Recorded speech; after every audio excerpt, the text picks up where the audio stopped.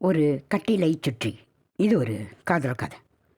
Operation அறையின் கதவுகள் திறந்து கொண்டு வழி கொடுக்க வலுவழுப்பான பாதை வழியே அந்த ஸ்ட்ரெச்சரை தாங்கிய வண்டி வலிக்கிக் கொண்டே வெளியே வந்தது. கொடூரமான வெள்ளை நிறத்தில் பெட்ஷீட் அந்த உருவத்தின் 90% பகுதியை மறைத்திருந்தது. அங்கொன்றும் இங்கொன்றுமாக தெரிந்த இடுக்குகளிலிருந்து அவ்வளவு கட்டுக்களுடன் கிடப்பவன் ஓர் இளைஞன் என்பதை யூகிக்க முடிந்தது. பிராந்தா கைப்பிடித்து சுவர் ஓரமாக நின்றிருந்த அவனுடைய அம்மா, அப்பா, சகோதரன், சகோதரியின் கணவன் 5 பேரும் தங்கள் துன்ப மயக்கத்திலிருந்து சராலென விழித்து கொண்டார்கள். சற்று தள்ளினாற்போல் அவர்கள் வீட்டு வேலைக்காரன் பெரியம்மா பாவம் நேற்று ராத்திரிலிருந்து பட்டினி என்று பரிதாபப்பட்டு பிளாஸ்கிலிருந்து காப்பி எடுத்து வந்திருந்தவன் ஸ்ட்ரெச்சர் வந்ததும் மூடியை திரும்ப மூடினான். அப்பாக்காரரின் உதடுகள் ஸ்ரீராம் ஜெயராம் ஸ்ரீராம் ஜெயராம் என்று வெளியே கேட்காதபடி ஜெபித்து கொண்டிருந்தன. டாக்டர், என் குழந்தை, என் ராஜு பொழைச்சிடுவான் இல்லையா என்று அம்மாக்காரி பதறினாள். ஸ்ட்ரெச்சரின் பின்னால் வந்த டாக்டரிடம். டாக்டர் சங்கடத்துடன் தன் கைகடிகாரத்தை பார்த்து கொண்டார். 12 மணி நேரம் தாண்டட்டும். பலமான அடி அல்லவா? ஸ்பெஷல் வார்டில் கட்டிலில் அவனை கிடத்தினார்கள். ராஜு அவனுடைய உடம்பிலிருந்தே கிளைத்த மாதிரி நாசியிலும் புஜத்திலும் பலவிதமான டியூப்புகள் சுருகப்பட்டிருந்தன. நர்ஸ் அந்த தாயின் தோலை மெல்ல தொட்டு, பேஷண்ட்டை தயவு செஞ்சு தொந்தரவு பண்ணாதீங்க, எல்லாம் சரியாயிடும், கொஞ்சம் பொறுமையாயிருங்க என்றாள். 10 மாதம் சுமந்து பெத்தவம்மாண்ணா, என் தவிப்பு உனக்கு தெரியுமா என்ற தாயின் வாயில் புடவை தலைப்பை வைத்து புதைத்து கொண்டாள். அவள் கண்ணீர் ஆணைக்கு கட்டுப்பட்ட மாதிரி கீழ் இமையின் ஓரங்களிலேயே மெல்ல உளறலாயிற்று. சகோதரன் உதட்டை கடித்து கொண்டான். தந்தை ஜன்னல் பக்கம் போய் நின்று கொண்டார். சகோதரியும் சகோதரி கணவனும் மார்பின் குறுக்கே கை கட்டிய வண்ணம் அசையாது அவனை பார்த்து கொண்டிருந்தனர். ராஜுவின் உதடுகள் அசைந்தன. அசைவல்ல, அசைவின் ஒரு பின்னம், அல்லது அசைகிற மாதிரி ஒரு பிரம்மையோ. அவன் சகோதரி சட்டென குனிந்து அவன் உதடோடு காதை வைத்து கொண்டாள். என்ன ராஜு, சொல்லு சொல்லு என்று கம்மிய குரலில் கேட்டாள். ப்ளீஸ், நோ எக்ஸைட்மெண்ட் என்று நர்ஸ் அவனை விலக்கிவிட்டாள். அதற்குள் அவன் சொன்ன வார்த்தை சகோதரிக்கு கேட்டுவிட்டது. அம்மா, அதே தான் அம்மா என்று பரபரப்புடன் தாயை நெருங்கி உட்கார்ந்து கொண்டாள். சோனிங்கிறாம்மா, அவன் ஞாபகமாக தான்மா இருக்கான். சோனியா? தாய் திகைத்தாள். யாரு? அதுதாம்மா அந்த பெண்ணு. நான் சொல்லலை, ராஜுவை டெலிஃபோனில் ஒரு பொண்ணு கூப்பிட்டாள்னு. இவன்கிட்ட சொன்னதும் ஒரே பாய்ச்சலில் போனை பறித்து கொண்டு, சோனியா, நோ டார்லிங், நேரில் வரேன் அப்படின்னு சொன்னானே. அவளை பார்க்க மோட்டார் பைக்கில் வேகமாக புறப்பட்டவன் தான் இந்த கதியில். அவள் விம்மினாள். ராட்சசி, சண்டாளி, பாவி, அவள் நல்லா இருக்க மாட்டா. வரட்டும், அவள் வராமலா போக போகிறா? அவள் யாராக இருந்தாலும் சரி. அடுக்கடுக்காக தாய் புலம்பெதையை கேட்ட விரந்தா வழியே போய் கொண்டிருந்த ஒரு டாக்டர் உள்ளே வந்தார். நர்ஸ், இது என்ன எமர்ஜென்சி கேஸை சுற்றி இப்படி ஒரு சந்தக்கடை என்று கடிந்து கொண்டார்.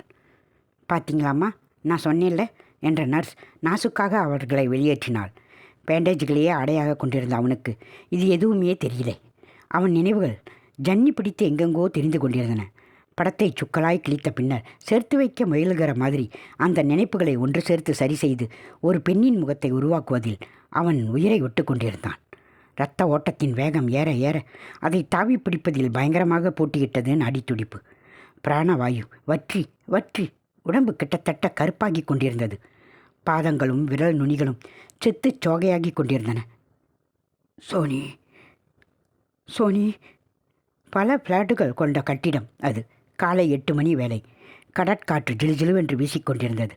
அவனும் அவன் சிநேகிதர்களும் சிலரும் உற்சாகமாக அரட்டை அடித்து கொண்டு போர்ஷனாக பஸ்ஸரை அமைத்தி குடித்தனக்காரரை வரவழைத்து விவரங்களை கேட்டு கையில் உள்ள வாக்காளர் பட்டியலை திருத்தி கொண்டிருக்கிறார்கள். அவன் 3ஆம் மாடியில் இடம் பக்கம் உள்ள போர்ஷனை அணுகுகிறான். பஸ்ஸரை அழுத்துகிறான். கதவில் உள்ள கண்ணாடி கண் வழியாய் உள்ளே இருப்பவர்களை பார்ப்பார்கள் என்பது அவனுக்கு தெரியும்.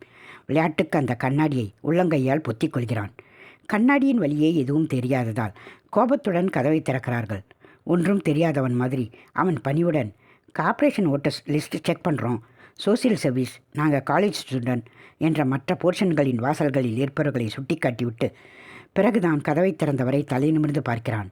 சிரிப்பை அடக்கி கொண்டு, சாரி டு டிஸ்டர்ப் யூ என்கிறான். நெவர் மைண்ட் என்ற அந்த பெண் பதிலளித்து விட்டு மறுபுறம் சென்று வாஷ் பேஷனில் கொப்பளித்து விட்டு திரும்புகிறாள். அப்படியும் கூட அவள் வாயில் ஓரங்களில் நுரைப்புள்ளிகளில் நிற்கின்றன. கையில் ஈர பிரஷிலிருந்து நீர் சொட்டுகிறது. நீங்கள் பல்லு விளக்கிட்டு வாங்க, நான் வெயிட் பண்ண முடியும் என்கிறான். நோ, நீங்கள் நல்ல காரியம் செய்றீங்க, அதுக்கு உதவுவது தான் முக்கியம் என்கிறாள் அவள் புன்னகையுடன், இடது புறங்கையால் நெற்றி கூந்தலை ஒதுக்கிவிட்டு கொண்டபடி. அந்த புன்னகையா? அந்த கால வேலையா? இந்த ஈரம் சுட்டும் பிரஷா? எதனால் விழுந்தேன் என்று அவனுக்கு புரியவில்லை. திடீரென்று அவனுக்கு உலகமே ஆனந்தமயமாக ஆகிறது. அந்த பூ போன்ற உதட்டின் வழியே வெளிப்படும் ஒவ்வொரு சொல்லையும் ஒரு மாணிக்க கட்டி போல் உள்ளங்கையில் ஏந்தி கொள்ள வேண்டும் போலிருந்தது. வீட்டில் உள்ளவர்களின் பெயர்களை செக் பண்ணி கொள்கிறான். கடைசியில், சோனி, 21 வயது, நீங்கள் தானே அது என்றான். சோனி. அவன் ஜபிப்பதை எட்டி பார்க்கிறாள். அவளுடைய சில்க் கூந்தல் அவன் தோளில் உரசுகிறது. ஷாம்புவின் நறுமணத்தை அவன் நுகர்கிறான். குபுக்கென்று அவள் சிரிக்கிறாள். என் பெயர் மோனி, தப்பாக அச்சடிச்சிட்டாங்க. MONIக்கு பதிலாக SONIன்னு வந்திருக்கு என்கிறாள். இருந்தாலும் சோனிங்கிற பேரில் உங்களை அறிமுகம் செய்து கொண்டிருக்கிறேன். நான் மட்டும் அப்படியே கூப்பிட்றேனே, அனுமதி கொடுங்க அப்படிங்கிறான். அவளும் சிரிக்கிறாள். அதுதான் அவனுக்கும் அவளுக்கும் முதல் அறிமுகம். அம்மா, அதோ ஒருத்தி வரா பாரு, அவசரமா என்று வெரந்தாவின் கோடியை காட்டினாள் ராஜுவின் சகோதரி. லேசாக மாறுகண் அவளுக்கு. அவளாதான் இருக்கும், ராஜுவை பார்க்க வரா. தாய்க்கு ரத்தம் கொதித்தது. கோபத்தினால் முகம் குங்குமச் சிவப்பாய் மாறியது. கைவிரல்களை பிசைந்து நெரித்து கொண்டு, வரட்டும், கேட்குறான் நல்லா, சண்டாளி. ஏண்டி, என் ராஜுவுக்கு இந்த கதி கொடுக்க எத்தனை நாளாக காத்திருந்தடின்னு இன்றைக்கி கேட்காம விட போகிறதில்ல என்றாள். அப்பா தனது ஸ்ரீராம ஜபத்தை சிறிது நிறுத்தி கொண்டார். நாம் வருத்தத்திற்கு நாம கதறோம் என்றாலும் ஆஸ்பத்திரியில் பிறருக்கு இடைஞ்சலாக இருக்கலாமா என்று அவருக்கு தயக்கமாக இருந்தது. வேண்டாம் கோமதி, இது ஆஸ்பத்திரி, நம்ம பாட்டுக்கு ரகலை பண்ணக்கூடாது. அவன் உயிருக்கு மன்றாடி கொண்டிருக்கான் அங்கே. அதற்கு காரணமானவளே இந்த நாசக்காரி தானே. இவள் வர சொன்னதுனால தானே அவன் புறப்பட்டு போனான். அதனால தானே ஆக்சிடென்ட். வந்து கொண்டிருந்த பெண் அவர்களை நோக்கி நெருங்கவில்லை. வார்டுக்குள்ளும் நுழையவில்லை. நேரே இன்னொரு வார்டுக்கு சென்று திரும்பிவிட்டாள். ஓ, வேற யாரோ பெண்ணுமா இவ என்றான் ராஜுவின் சகோதரன். அந்த சோனி சரியான நெஞ்செழுத்தக்காரி. விபத்து நேர்ந்தது தெரியாமலா இருக்கும், எட்டி கூட பார்க்கல பாரு. சகோதரி, இனிமேல் ஏன் வரப்போகிறாள்? கறக்கிற வரையிலும் கறந்திருப்பா என்றாள். ராஜுவின் நரம்புகளில் ரத்தம் கெட்டியாகி கொண்டே வந்ததால் வினாடிக்கு வினாடி அவன் சப்தம் மெதுவாகி கொண்டிருந்தது. அதை நகர வைப்பதற்காக இருதயம் சிரமத்துடன் மேலும் மேலும் சிரமத்துடன் அடித்து கொண்டிருந்தது. அதற்கு பிறகு பல சந்திப்புகள். முதல் அணைப்பு, முதல் முத்தம், காதோடு முதல் ரகசியம். ஒவ்வொரு அசைவுக்கு ஒரு அர்த்தம், ஒவ்வொரு பார்வைக்கு ஒரு பொருள். அவனுக்கு அவளுக்கும் மட்டுமே தெரிந்த அந்தரங்கங்கள். அந்த அந்தரங்கங்கள் வேறு யாருக்கும் தெரியாது. எவருக்கும் தெரியாத ரகசியம் தங்களிடையே இருப்பதை எண்ணி ஒரு பெருமை. கடைசியாக, நேற்றா, சற்று முன்பா, 100-200 வருடத்துக்கு முன்பா, அவன் கை அவளுடைய இடையை சுற்றி கொண்டு விளையாடுகிறது. நீ என்னவள் என்று சொல்லி அந்த சலவைக்கல் முதுகில் கூந்தலை விலக்கிவிட்டு பால் பாயிண்ட் பேனாவினால் அவன் இன்சியல் செய்கிறான். அந்த குறுகுறுப்பில் அவள் நெளிகிறாள். அவளது சிறிய மேவாய் அவனுடைய நெஞ்சுக்குள் அளவெடுத்த மாதிரி பதிந்து கொள்கிறது. நாளை மகாலியபுரம் என்கிறான் அவன். எனக்கு டியூட்டி எப்போ இருக்குமோ என்று அவள் மறுக்கிறாள். டைம் இருந்தால் எனக்கு ஃபோன் பண்ணுறியா? வீட்டுக்கு பண்ணு, பரவாயில்ல, அப்புறம் நான் அவங்களுக்கு சொல்லிக்கிறேன். வாக்களித்தபடி அவள் ஃபோன் செய்கிறாள், வருவதற்கில்லை என்று.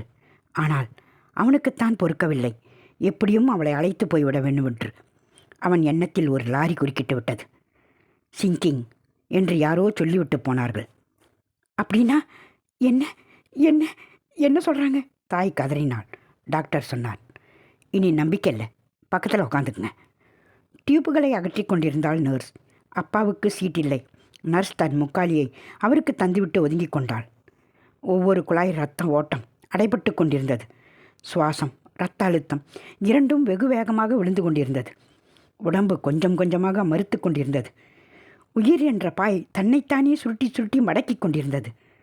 ஒரு டாக்டர் உள்ளே வந்தார். நாடியை பார்த்தார். கண்ணிமைகளை இழுத்து பார்த்தார். சோ சாரி என்று கூறிவிட்டு நெஞ்சு வரை இருந்த வெள்ளை துணியை அவன் முகத்தின் மீது இழுத்து போர்த்திவிட்டு அகன்றார். அடி பாவி, நீ நல்லா இருப்பியா? ராஜாவாட்ட இருந்தானே என் பிள்ளை, என் செல்லம், அவனை வாரி கொண்டு போய் விட்டுட்டியடி. எங்கேருந்துடி வந்த என்று கதறலானாள் தாயார். ராஜு ராஜு என்று மகனின் காலடியில் தலையை கோதிக்கொண்டிருந்தார் தந்தை. ஜபம் மறந்துவிட்டது இப்போது. வேலைக்காரன் வீணாகிவிட்ட பிளாஸ்க் காப்பியை வெளியே கொட்டினான். நான் சொன்னது சரிதானே அண்ணா என்று அண்ணனிடம் கதறினாள் தங்கை. இத்தனைக்கும் காரணமான அந்த பாவி வரவே இல்லை பத்தியா? பொண்ணாவ மிருகம், சாக்கடை பிறவி, காசு பறிக்கிறதுக்காக தான் சிநேகிதை வச்சுருந்துருக்கான். வேசி, என் அண்ணன் உயிர் போச்சு. ஆஸ்பத்திரியில் மற்றொரு பகுதியில் நர்ஸுகளின் ரெஸ்ட் அறை. வெள்ளை யூனிஃபார்மை முற்றுமாக கலைத்த பின் இனி டியூட்டியில் இல்லை என்ற சுதந்திரத்தோடு அந்த நர்ஸ் ஓவென்று அழ ஆரம்பித்தாள். ஆச்சரியத்தோடு மற்ற நர்ஸுகள் அவளை நெருங்கி வந்து சூழ்ந்து நின்றார்கள். அவள் எதையுமே பொருட்படுத்தவில்லை. நெஞ்சு வெடிக்க மேலும் மேலும் வாய்விட்டு கதறலானாள். ராஜு, ராஜு.